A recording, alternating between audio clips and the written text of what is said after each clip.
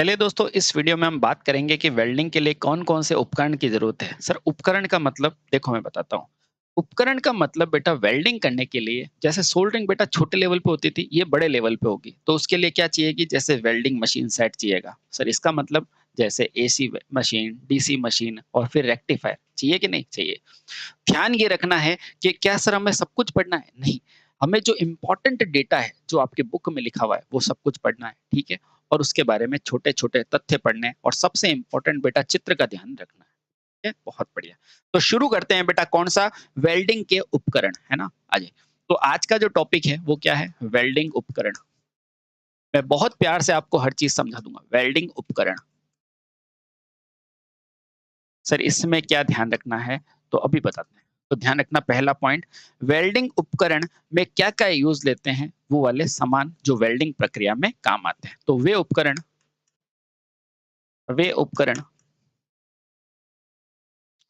जो वेल्डिंग प्रक्रिया को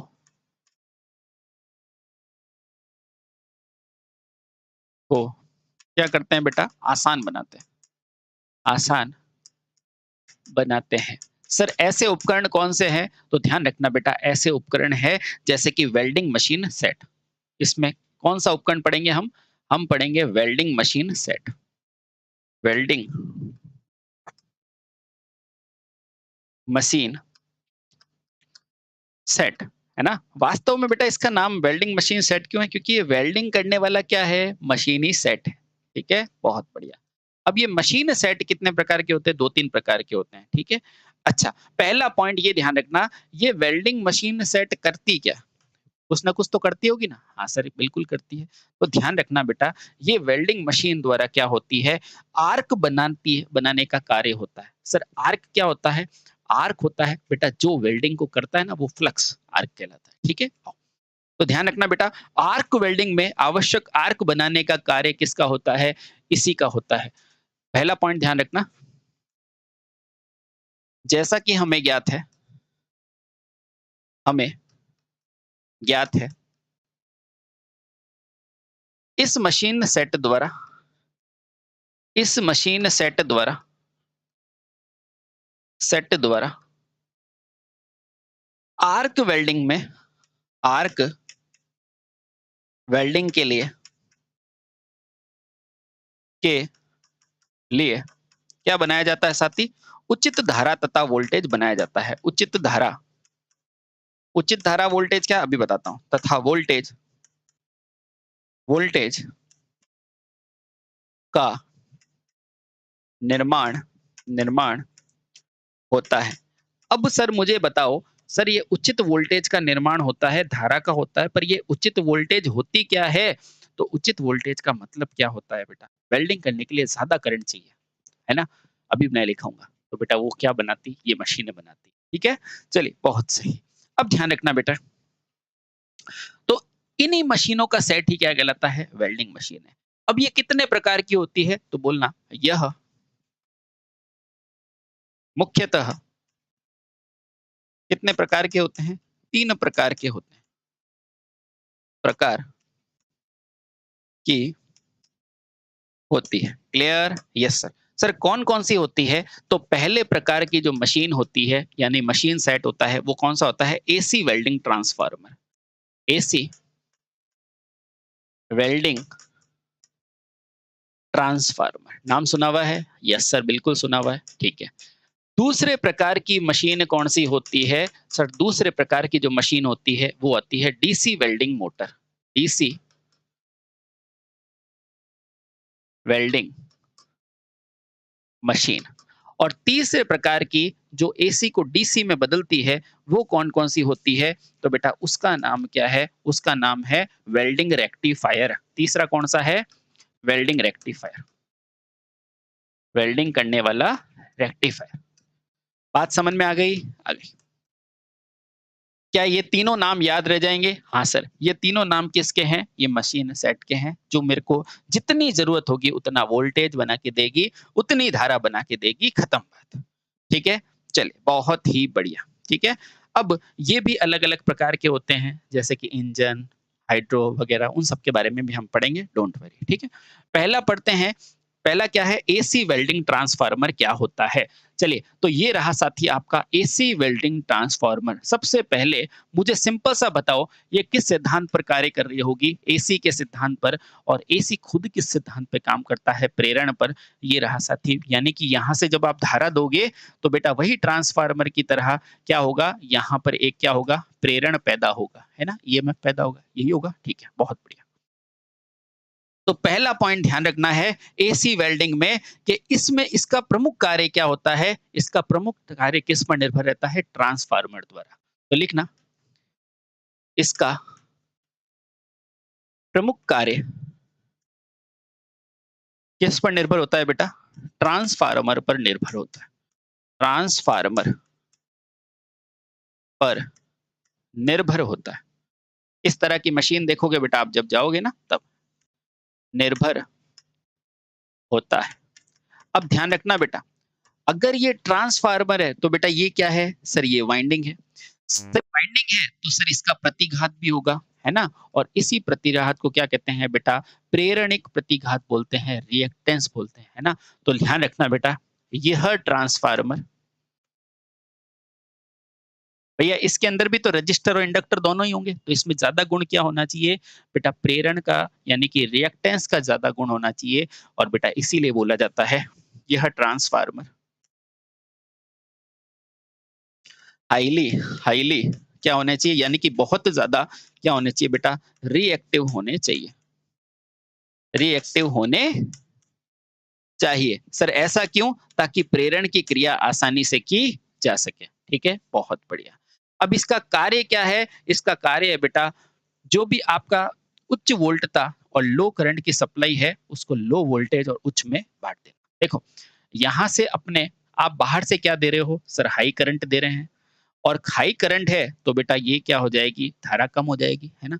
लेकिन वेल्डिंग के लिए मुझे कैसी धारा चाहिए, ज्यादा चाहिए, तो बेटा इसका कार्य यही है कि ये रेगुलेट करके धारा को क्या करेगी, बढ़ाएगी, और वोल्टेज को क्या करेगी, कम करेगी। अब आओ, तो यहां से हमने क्या जाना साथी, यहां से हमने ये जाना, इस युक्ति का प्रमुख कार्य, का प्रमुख कार्य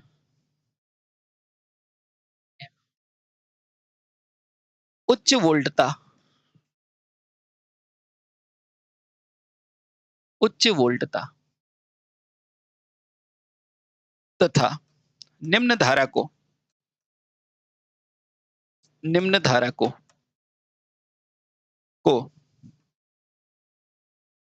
वेल्डिंग के लिए उपयोगी, वेल्डिंग के लिए उपयोगी क्या, निम्न वोल्टता तथा उच्च धारा में बदलना होता है, क्योंकि ये काम तो बेटा यही कर सकती है, क्योंकि पावर इनमें कांस्टेंट होता है, पावर क्या होता है, कांस्टेंट, और पावर कांस्टेंट किस में होता है, ट्रांसफार्मर में, है ना। उच्च वोल्टता, उच्च धारा में बदलना होता है। उम्मीद करते हैं बेटा ये आसान चीजें आपको समझ में आ गई होगी। अब आप खुद देख लो बेटा, यहाँ पर वोल्टेज ज्यादा है, वोल्टेज उधर कम है, तो बताओ वहां कौन सा ट्रांसफार्मर है। तो अब बच्चा भी कह सकता है कि वोल्टेज ज्यादा है, वोल्टेज कम हो गया, ये कौन सा ट्रांसफार्मर है, तो ये एसी स्टेप डाउन ट्रांसफार्मर है, स्टेप डाउन। अब चीजें पढ़ी हुई है तो अब आसान लग रही है ना, बिल्कुल स्टेप डाउन, यही होता है बेटा, ढंग से पढ़ लेते हैं फिर चीजें आसान लगती है। तो अगला पॉइंट, अब थोड़ा सा बेटा देखो, टेक्निकल लैंग्वेज में एग्जाम में अगर मान लो पूछे कि वेल्डिंग ट्रांसफार्मर में कौन सा होता है, तो बोलना बेटा इसमें प्रयुक्त ट्रांसफार्मर, प्रयुक्त ट्रांसफार्मर कैसा होता है साथी, स्टेप डाउन होता है, स्टेप डाउन होता है, यानी कि वोल्टेज को घटाने वाला होता है। क्या ये नहीं बता सकते, बिल्कुल। क्या ये चित्र देख के नहीं बता सकते। अब देखो बेटा, धारा रेगुलेट हो रही है, यानी कि डीसी तो होगा नहीं, क्या है, एसी है, और बेटा यहाँ पर क्या है, धारा रेगुलेटर है दोनों जगह, तो बेटा ये क्या हो जाएगा, ये एसी हो जाएगा, इसका नाम क्या है, एसी वेल्डिंग ट्रांसफार्मर, ठीक है, बहुत बढ़िया। ठीक है, इसके बाद दूसरा होता है, वो होता है बेटा डीसी वेल्डिंग मशीन। आप पढ़ेंगे बेटा, क्या सर इतना ही आएगा? बिल्कुल। दूसरा पढ़ेंगे बेटा डीसी वेल्डिंग मशीन, बहुत इंपॉर्टेंट। अभी रुको इसको, देखो इसके अंदर ये चक्के-वक्के सब लगे हुए हैं ना? हाँ, अभी दूसरा बताता हूँ। DC welding machine. अब देखो, इसमें सारा मामला क्या होगा? डीसी। तो जब इसमें डीसी है तो बेटा ट्रांसफार्मर की ज़रूरत होगी क्या? Common sense? नहीं। ठीक है? चलिए बहुत बढ़िया। सबसे पहला, ये कितने प्रकार की होती है? तो बेटा ये 2 प्रकार की मशीनें होती है। तो लिखना, यह मुख्यतः 2 प्रकार की होती है। 2 प्रकार की होती है। आप कहोगे कौन-कौन सी? तो पहली कौन-सी हो जाएगी, जिसको आपने बेटा प्रयोगशाला के अंदर देखा है? Motor generator set. यस, पहला क्या है बेटा? मोटर जनित्र सेट। ठीक है? और मोटर कौन-सी होती है? याद है आपको? बिल्कुल, जनित्र सेट। अभी बताते हैं, है ना? चलिए। और दूसरे प्रकार की बेटा जो अपने मैकेनिकल वाले साथी यूज़ करते हैं, उसे क्या कहते हैं? इंजन जनित्र सेट। बिल्कुल, इंजन, मोटर की जगह बेटा क्या लिखोगे यहाँ पर? इंजन काम में लेते हैं। इंजन जनित्र सेट। क्या बेटा ये 2 नाम याद रह जाएँगे क्या? आ जाएँगे। तो बेटा अगर ये 2 नाम आपको याद रह जाएँगे, तो आपको 1 नंबर आराम से मिल जाएगा। ठीक है? बहुत बढ़िया। चलिए शुरू करते हैं बेटा। मोटर जनित्र की मेन बातें क्या है और इंजन जनित्र की मेन बातें क्या है? ये रहा आपका मोटर जनित्र से। प्यार से इसको देख लो, आराम से इसको देख लो, क्या कहना चाहता है। देखो, क्या इसके अंदर बेटा आपको टायर लगे दिख रहे हैं क्या? आप कहोगे नहीं सर नहीं दिख रहे। तो बेटा एक पहचान तो मैंने आपको बता दी, ठीक है? क्या इसके अंदर बेटा कहीं पे भी आपको ट्रांसफार्मर जैसी कोई चीज़ दिख रही है क्या? नहीं दिख रही है।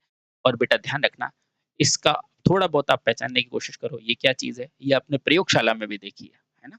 तो इसका नाम क्या है? मोटर जनित्र सेट, ठीक है? सर कैसे पता करूँ? तो देखो बेटा ये क्या लगी हुई है बाहर की तरफ मोटर लगी हुई है। तो सर जनित्र कहाँ है? तो बेटा इसके जस्ट पीछे की तरफ ये जो बड़ा भाग है वो किसका है?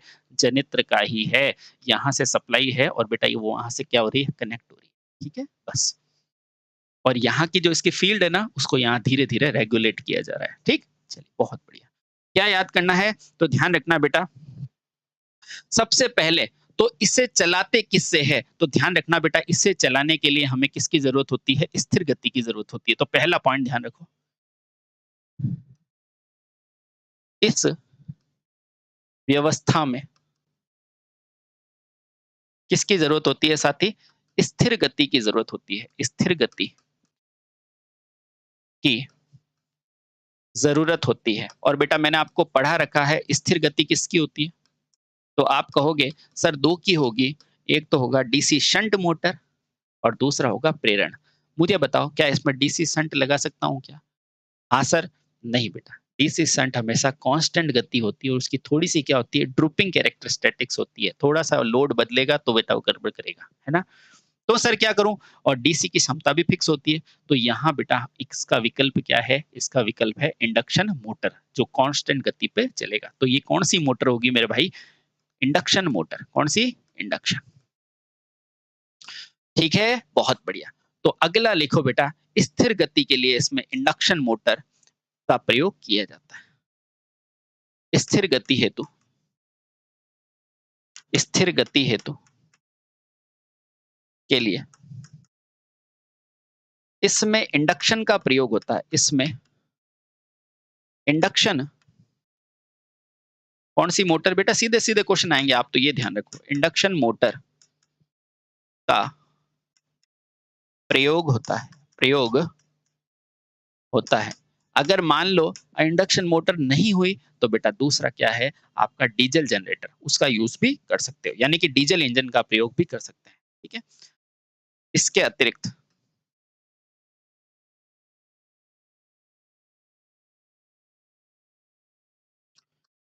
इसमें डीजल इसमें डीजल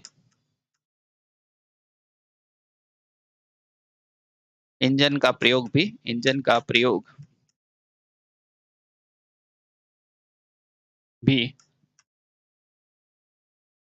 कर सकते हैं। क्लियर हुआ क्या? हाँ सर, बिल्कुल क्लियर हो गया। अच्छा, सर ये अपने आप से चलता है या रिमोट कंट्रोल होता है? तो बेटा ये है जिसमें रिमोट कंट्रोल की सुविधा भी होती है। अगला पॉइंट लिखो, इसमें धारा को रिमोट द्वारा नियंत्रित करने की सुविधा होती है। तो लिखना इसमें धारा को नियंत्रित करने हेतु, यानी कि बदलने हेतु, नियंत्रित करने हेतु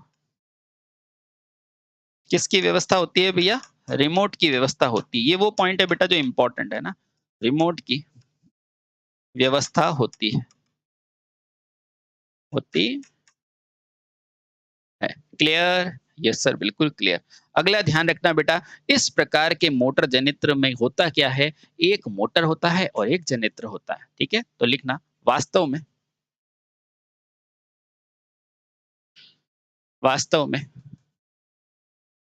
इस व्यवस्था में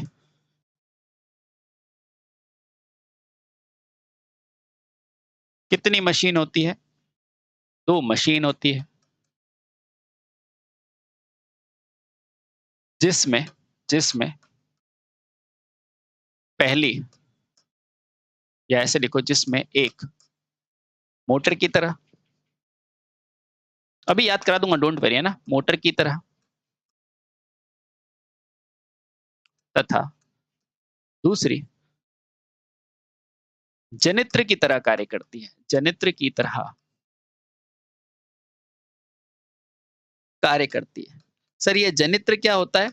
देखो बेटा, जनित्र यानी जनरेट करने वाली क्या, इलेक्ट्रिसिटी, और मोटर यानी कि उपभोग करने वाली और यांत्रिक उपकरण देने वाली। अपने घर में मोटर लगी हुई है ना, वो क्या कर रही है? इलेक्ट्रिक सप्लाई ले रही है और बेटा पानी को ऊपर पहुंचाती है ना। तो वही होता है, विद्युत ऊर्जा को यांत्रिक ऊर्जा में बदलना मोटर, और जनित्र क्या करता है बेटा? यांत्रिक ऊर्जा देते हैं और विद्युत ऊर्जा में बदल देते हैं ना। ठीक है, चलिए बहुत सही। अब ध्यान रखना बेटा, अगला, यह दोनों, ध्यान रखना बेटा, यह मोटर और जनित्र वास्तव में बेटा एक ही शाफ्ट पर होती है। ये क्या है बीच में? शाफ्ट। अगला पॉइंट लिखना, क्या लिखोगे? मोटर तथा जनित्र या दोनों मशीनें एक ही शाफ्ट पर होती है। दोनों मशीनें समान शाफ्ट पर होती है। शाफ्ट पर होनी चाहिए। अभी याद करा देंगे, डोंट वेरी, है ना। आपके लिए नया होगा, इलेक्ट्रिकल के लिए तो आसान है, आपके लिए नया होगा तो हो जाएगा, अभी याद हो जाएगा, डोंट वेरी। ठीक है, चलिए। अब लास्ट पे एक पॉइंट ध्यान रखना, इसका उपयोग बेटा 20 एम्पियर से 1000 तक की करंट देने में होता है। ये पॉइंट याद रखो तो पूरा टॉपिक क्लियर। इसका प्रयोग 20 एम्पियर से 1000 एम्पियर तक की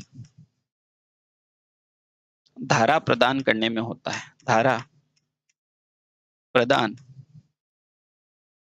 करने में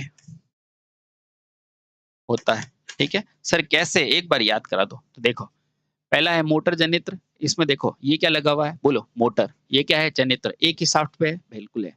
कितना यूज करेगा? 20 से 1000 एम्पियर देगा, बहुत बढ़िया। एक होगा मोटर, और मोटर कैसे चाहिए? स्थिर गति वाली। स्थिर गति के लिए बेटा क्या होती है? Shunt motor. शंट ऑप्शन में नहीं है, क्यों? क्योंकि बेटा शंट ज्यादा लोड नहीं ले सकता, इसलिए हमने एसी मशीन ली, यानी इंडक्शन मोटर। इंडक्शन नहीं है तो बेटा इंजन वाला, यानी कि डीजल इंजन भी हम प्रयोग में ले सकते हैं। तो यही तो पॉइंट लिखा है। अब देखो बेटा, इसमें धारा को चेंज करना है तो रेगुलेटर है, इसको अपन रिमोट से भी ऑपरेट करा सकते हैं। बोलो याद नहीं कर सकते? कर सकते हैं, इच्छा शक्ति होनी चाहिए। ठीक है, चलिए अगला पॉइंट देखो। दूसरा कौन सा है आपका? सर दूसरा है इसका इंजन जनित्र सेट। देखो बेटा, ऐसे इंजन को देखा है ना आपने शादी ब्याह के बाद? हाँ सर, वही है क्या? बिल्कुल वही है। ठीक है, अब इसकी संरचना अलग ही है, जो आपको दिख जाएगा ये क्या है? डीजल इंजन है। ठीक है, चलिए अगला क्या है? इंजन जनित्र सेट। ठीक है, बहुत बढ़िया। अब ध्यान रखना, इसके अंदर ईंधन के रूप में, क्योंकि जनित्र क्या होता है आपको पता है कि कोई भी जनित्र होगा, क्या करेगा? तो सर जनित्र क्या होता है जिसको मैं क्या देता हूँ यांत्रिक ऊर्जा, और ये मुझे बदल के क्या देगा, विद्युत ऊर्जा देगा। क्या देगा, विद्युत ऊर्जा। अब इसको कोई पूछो क्या ये यांत्रिक ऊर्जा घर से लाएगा क्या, इसने बोला नहीं, आप इसमें डालो। तो आप देखते हो बेटा शादी ब्याह में इसके अंदर क्या डालते हैं यांत्रिक ऊर्जा के रूप में, पेट्रोल डालते हो या क्या डालते हो, डीजल डालते हो ना। हाँ बहुत सही। तो अब यही पॉइंट इसमें समझना है कि डीजल इंजन में क्या होता है कि इसके अंदर बेटा ईंधन के रूप में डीजल और पेट्रोल का प्रयोग होता है। तो लिखना इसमें जनित्र ईंधन के रूप में, ईंधन के रूप में पेट्रोल तथा पेट्रोल तथा पेट्रोल या डीजल का प्रयोग होता है। बिल्कुल इजी है ना, बहुत से पेट्रोल तथा डीजल का प्रयोग होता है। ठीक है, बहुत बढ़िया। ठीक। अब इसका सबसे ज्यादा इंपॉर्टेंट चीज क्या है पता है आपको, इसके अंदर चक्के लगे हुए हैं, इसलिए इसको कहीं पे भी ले जा सकते हैं। यानी कि कोई भी शादी होती है तो बेटा वहां तक जनित्र पहुंच जाता है ना आसानी से। हाँ, तो ध्यान रखना, इसे इसे आसानी से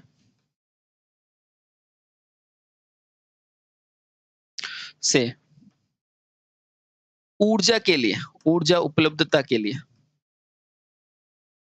यानी कि जहां पे भी अपने को जरूरती है, जहां पर भी वेल्डिंग करनी है, कोई भी काम करना है, तो आसानी से ऊर्जा उपलब्धता के लिए एक जगह से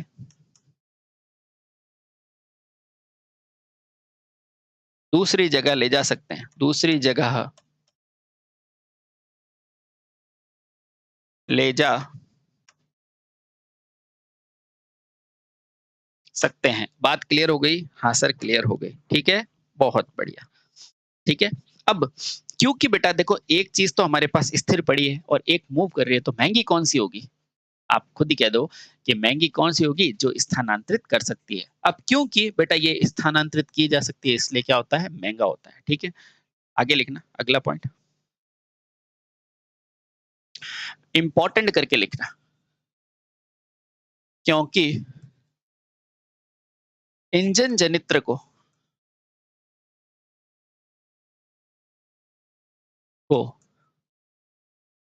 स्थानांतरित किया जा सकता है, यानी कि एक जगह से दूसरी जगह ले जाया जा सकता है, स्थानांतरित किया जा सकता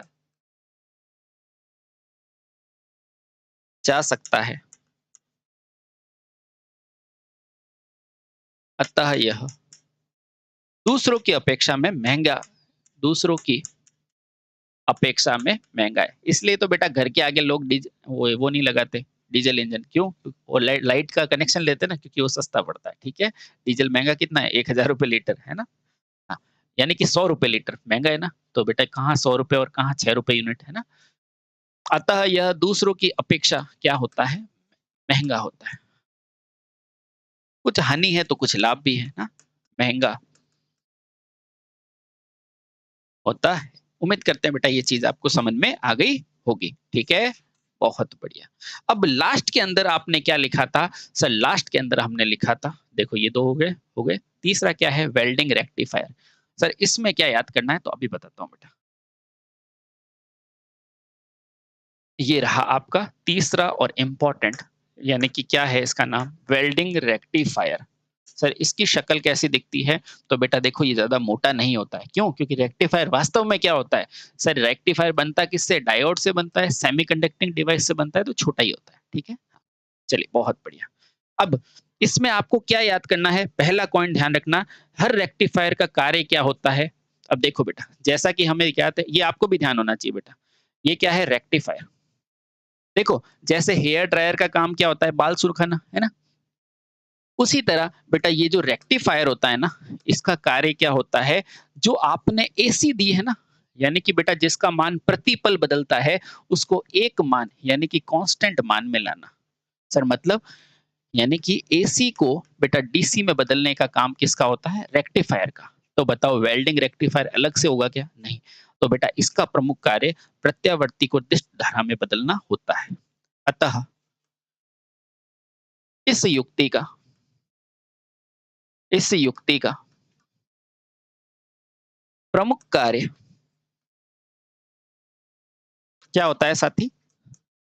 प्रत्यावर्ती धारा यानी कि एसी को प्रत्यावर्ती यानी कि एसी को दिष्ट यानी कि डीसी धारा में बदलना होता है। धारा में बदलना होता है। ठीक है, ये पहला पॉइंट और पहला क्वेश्चन आपका यहां से फंस जाएगा। ठीक है, बहुत बढ़िया। Clear clear. अब सर क्या ये आउटपुट में केवल डीसी दे सकता है? यही तो खूबसूरती है कि बेटा डीसी तो देगा ही देगा, साथ में बेटा ये आउटपुट में हमें एसी भी दे सकता है। ठीक है, आ जाओ अगला पॉइंट। तो लिखना बेटा, भले ही ये रेक्टिफायर है लेकिन बेटा इस युक्ति में दोनों प्रकार की डीसी एसी तथा डीसी सप्लाई करने में सक्षम है। यहाँ पॉइंट करके लिखना बहुत इंपॉर्टेंट। यह वास्तव में रेक्टिफायर होने के बावजूद भी क्यों? क्योंकि डायोड को हटा दो तो वापस वही तरंग दे देगा, है ना? बावजूद भी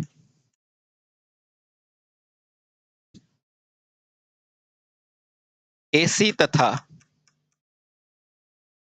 डीसी दोनों सप्लाई दे सकता है, दोनों सप्लाई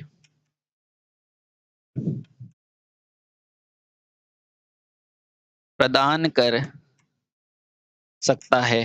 क्या टफ है क्या? नहीं, बिल्कुल नहीं, है ना? बहुत आसानी से, है ना? बहुत बढ़िया। ठीक है, क्लियर क्लियर। ठीक है, हाँ, बहुत बढ़िया। अब वास्तव में होगा क्या कि पहले इसमें हम क्या उत्पादित कर देंगे? एसी, और बाद में डीसी, है ना? उत्पादन क्रम, अगर आपको बेटा यहां से पूछा जाता है उत्पादन क्रम, उत्पादन क्रम क्या उत्पादन? ऊर्जा उत्पादन। तो मुझे बताओ बेटा पहले क्या उत्पादित करोगे? तो एसी उत्पादित करोगे। तो पहले एसी उत्पादित की जाएगी और फिर क्या की जाएगी साथी? डीसी उत्पादित करेंगे, है ना? डीसी में बदल दिया जाएगा, डीसी बनेगी।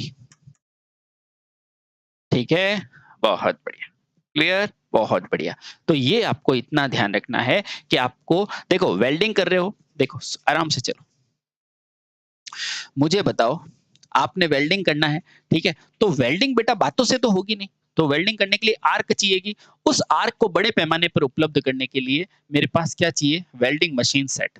वेल्डिंग मशीन सेट कितने प्रकार की होती है? 3 प्रकार की होती है। सर कौन सी होती है? पहली होती है या तो एसी वेल्डिंग या डीसी मशीन वेल्डिंग, और तीसरा क्या होता है? रेक्टिफायर से। ठीक है, बहुत बढ़िया। अब देखो इसके अंदर आपको क्या याद रखना है कि सबसे पहले एसी, एसी में देखो ये मूवेबल है, बिल्कुल है, और एसी के अंदर बेटा क्या यूज करते हैं? ट्रांसफार्मर। क्वेश्चन आएगा क्योंकि ये वोल्टेज को घटा रहा है तो बेटा कौन सा ट्रांसफार्मर आएगा? Step down. क्या नहीं आंसर दे सकते? बिल्कुल दे सकते हैं।